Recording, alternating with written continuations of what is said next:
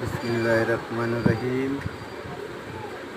ছাদের উপরে কি সুন্দর নার্সারি বানাইছে, কি সুন্দর আম গাছ, লিচু গাছ, কলা গাছ, তারপরে গয়া গাছ, বিভিন্ন ধরনের ফল গাছ।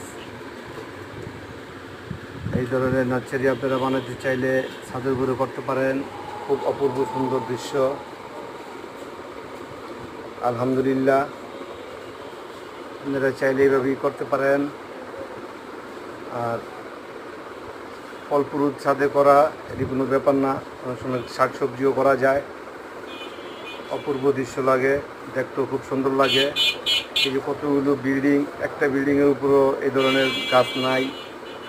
এই ধরনের গাছ যদি করে খুবই সুন্দর হয়। তবে আশা করি আপনারা সবাই করবেন। পরিশ্রম করলে ফল পাওয়া যায়, এটি হলো সবচেয়ে বড় কথা। আলহামদুলিল্লাহ।